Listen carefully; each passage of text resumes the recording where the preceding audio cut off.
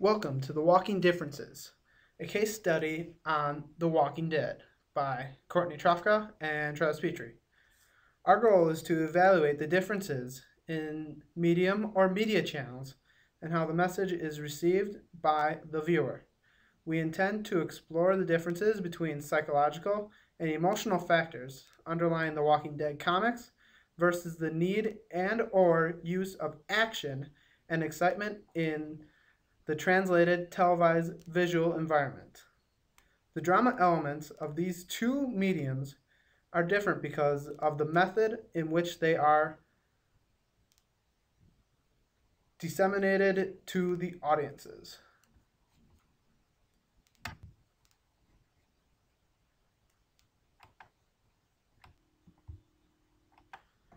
We will briefly touch on why we selected this topic, explore the components of the matrix and specifically designed for this project, and compare and discuss the elements of the matrix, including similarities between each area of interest and an example of each area. Then recap and conclude with final notes from our findings. So why did we select this topic in the first place? We were interested in the coverage of something associated with traditional nerd culture via comic books and mainstream pop culture in the form of televised programming. The vast popularity of The Walking Dead as a cable television show makes a compelling case study because of its trending of what is assumedly typical speaking, a niche audience target market in the television cable network. Until recently, this was most unheard of, but AMC, the cable channel which airs the first run episode of The Walking Dead, is increasingly a vital part of contemporary television, video entertainment.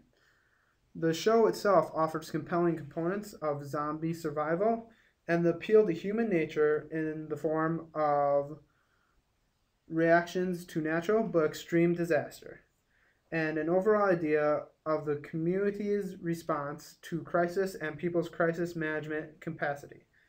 In essence, the show provides an example of the natural societal collapse of an unnatural or rather supernatural situation. Also, the media influences of reframing the comic books to fit the television media outlet provides more reasons to explore this topic.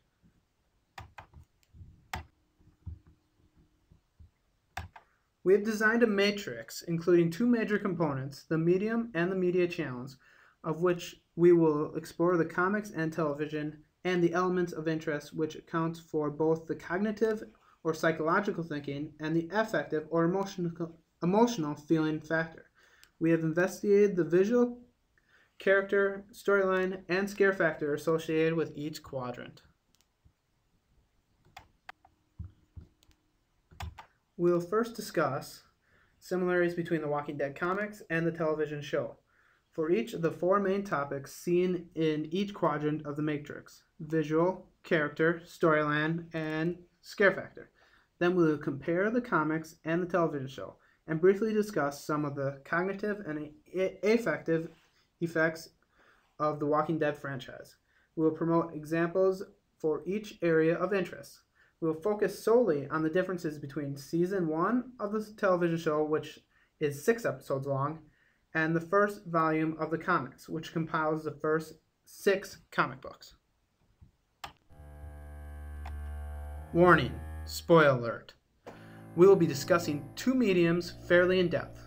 Although timelines may not align, these are spoilers from the storyline of the franchise as a whole. You may not want to view this presentation if you have not read the comics or watched the television show, but intend to. First, visually. There are some similarities between the comic books and television show. The walkers, or zombies, are incredibly detailed. People are mostly clearly defined, making them easily identifiable. The environments also tend to be either deserted or desolate or overrun with the presence of walkers. Generally speaking, it is one extreme or the other, with a few in-betweens. After all, zombies stick together.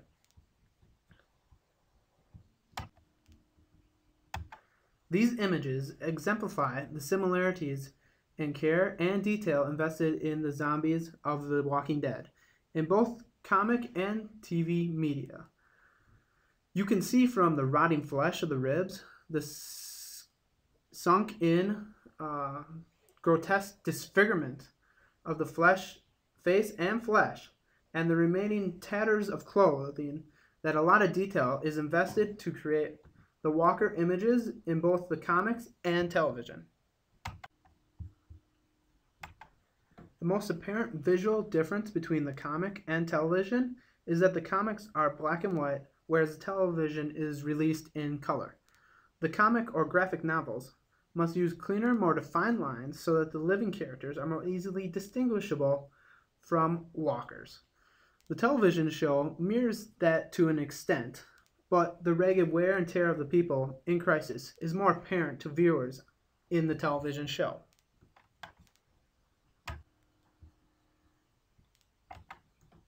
You can clearly distinguish that more detail is invested in the zombie than the character in both of these photos. However, the character's pain and suffering during these attacks is clearer in the television show. It is simply more believable. You can see details on Amy's face, dirt smudges on her and her shirt in the television image, and small details down to the pendant on the necklace her sister Andrea gave her. If the picture was a video, you could see the action of blood effects spraying and the spread of the attack more defined.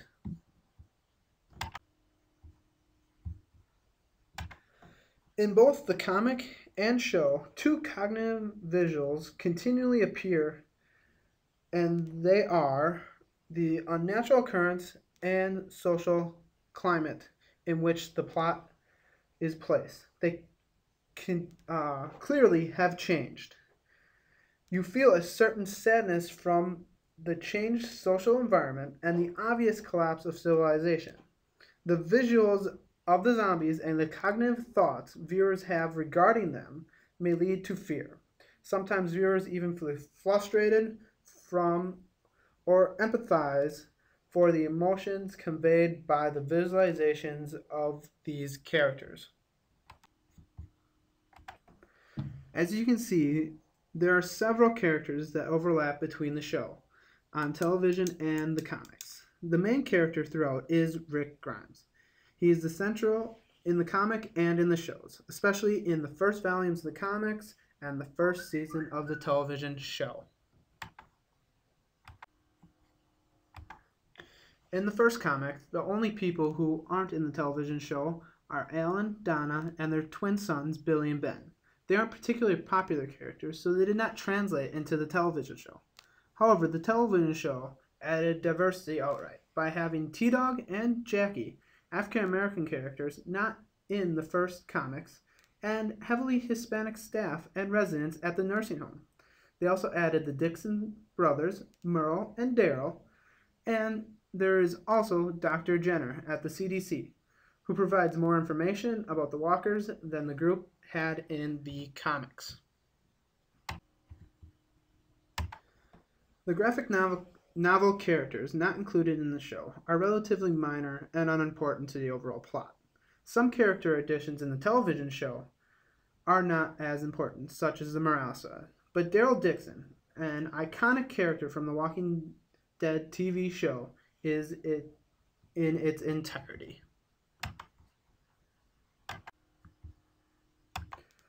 The goal of the book, according to Robert Kirkman, is to get people to explore how people deal with extreme situations and how these events change them. The comics and character and people focus, a reader is likely thinking cognitively about the characters and their progression through the storyline, then forming affective feelings about these characters based on their actions. In the show, a viewer has an emotional connection to and feelings about the characters, from which a viewer cognitively considers these characteristics and their actions having affective response and connections to the characters.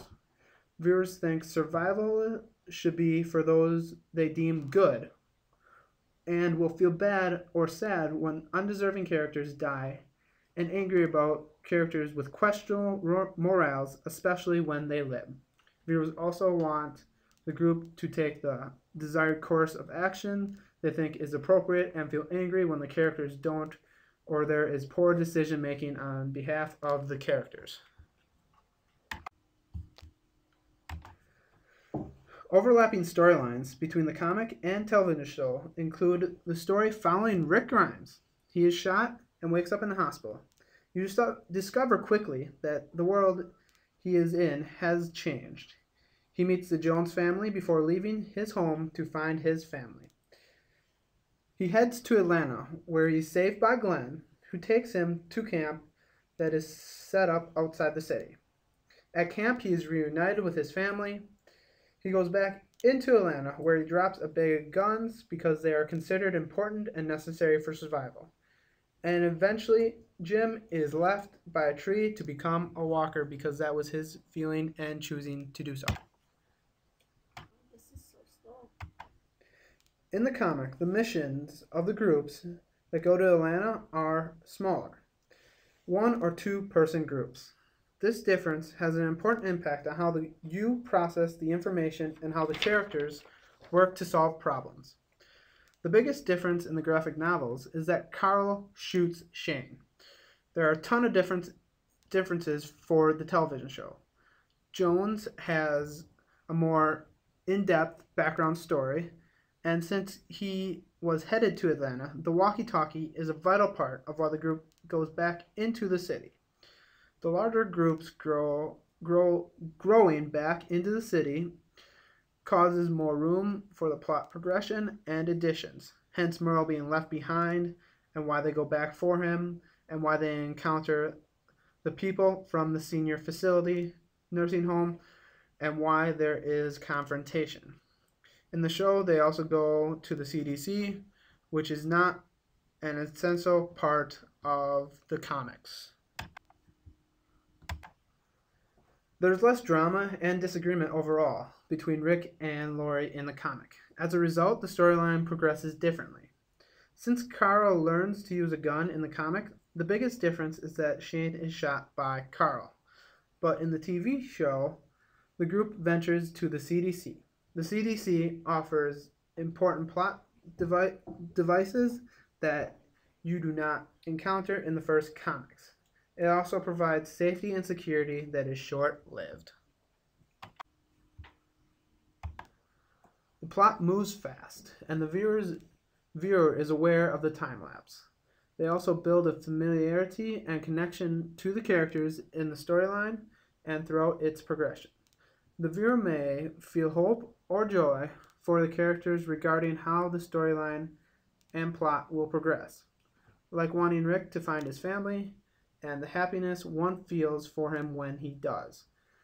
The viewer can also feel loss when Andrea's sister Amy dies or when Jim is left to turn into a walker. A viewer can feel anger when someone in the story does something risky and causes a shift in how or where the story or plot is moving. All other elements contribute to the scare factors. Similarities include the horrific content, that is, the visual details, the vast enemies found from the zombies to other groups of people, and also civilization having collapsed with society and no clear rules or directions. The scare factor for the comic is relatively obsolete. The comics were made to charter to cognitive appeals considering the situation of societal downfall. As Robert Kirkman points out in the introduction of the book containing the first 6 comics, he isn't trying to scare readers. That isn't what the book is about. Likely previous mentioned is about the character and the way the characters change. However, the television show has a huge scare factor capacity because the show has more freedom in the production and the content as the cable televised program. Creators and producers were able to create a show that can embrace graphic, often violent visual image, as well as audio that can make your skin crawl. The result can be a nightmare-inducing episode. Overall, the show is more effective on viewer than the comic reader. The graphic novel, when Rick gets knocked off his horse and all, isn't particularly scary. You don't feel like he is in immediate danger. You don't tense up or shock at all. In the video clip, the viewer is expected to have more intense reaction. There's color, fast-paced escalation of the situation, and sound and music that intensifies the situation. Let's watch.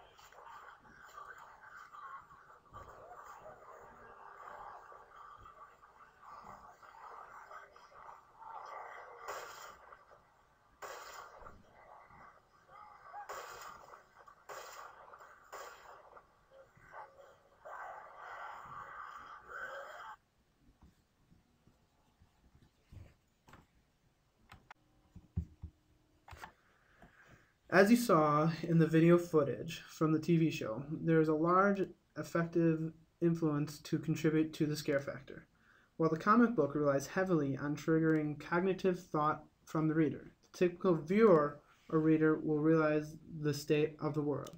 The thought of no clear rules or regulations throws all societal acceptable customs out the window.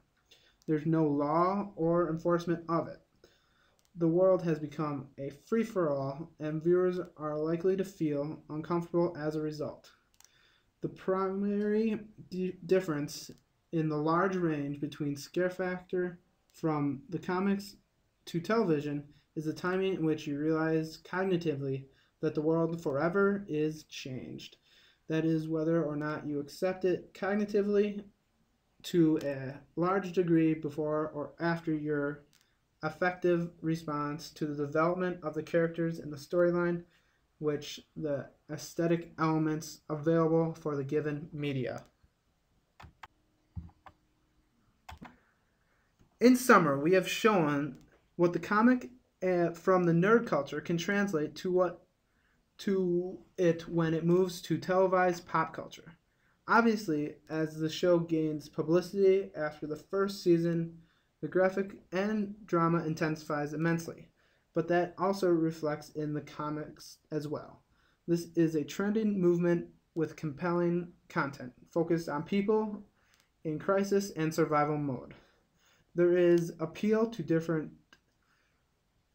but frequently overlapping audiences, but the most important thing we establish is the media difference, from which you can see not only in a difference in how the content is developed, but how it is processed differently by audiences on cognitive and affective levels. Thank you for viewing this presentation. We hope you enjoyed it, and we encourage you to read the Walking Dead comics and or watch the television show if this subject matter interests you. If you do decide to see it for yourself, tell us what you think and feel about these two distinct mediums that both follow the story of Rick Grimes. Please pay attention to the next two slides to see the sources that contributed to this presentation. These are some of the sources we used for the content. Most of our references materials was sourced from the first two entries. The comic compiled into the book containing the first 6 issues, and the first season of the television show, which includes episodes 1 through 6. These are sources and links used to provide images and videos used throughout the presentation. Feel free to click and check them out. Thank you very much and have a great day.